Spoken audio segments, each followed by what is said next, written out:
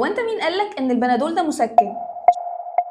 شوف الفيديو ده كده للاخر، كلهم باراسيتامول. بس ايه الفرق؟ بنادول ادفانس وده النوع المعتاد والاكثر انتشارا، مسكن فعال خافض حراره ومناسب لمرضى الضغط والحوامل والمرضعات، ممكن يتاخد في اي وقت. تاني نوع بنادول اكسترا، وده بيبقى مضاف ليه الكافيين، ده بيخليه اقوى وتاثيره اسرع، ولكن مش مناسب لمرضى الضغط والقلب وما ينفعش يتاخد بالليل. بنادول اكستند، وده فيه تقنيه ممتده المفعول، هيديك تاثير اسرع لمده اطول، وبيكون فعال جدا لتسكين الام المفاصل والعظام. حتى الشركه نفسها عملت بنادول جاينت وخلته مخصص للنقطه دي. بنادول اكتي فاست ايوه، عشان مضاف ليه الصوديوم اللي بيسرع من مفعوله، فبيديك تسكين فوري وكمان خفيف على المعده. بنادول مايجرين، وده من اسمه واضح ان هو للصداع، خصوصا الصداع النصفي، بس لانه قوي فجرعته مره واحده كل 12 ساعه مش اكتر من كده. بنادول كولد اند فلو، بس ده مش نوع واحد، في بنادول كولد اند فلو نايت، مسكن خافض حراره مزيل للاحتقان والرشح، بس ده تاخده بالليل. طب لو عايز حاجه بالنهار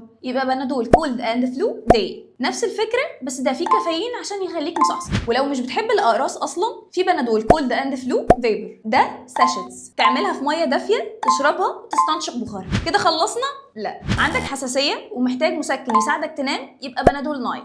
الجيوب الانفيه مبهدلاك، يبقى بنادول ساينس. تقلصات ووجع البيريود مش مستحملاه، يبقى بنادول بيريود بين.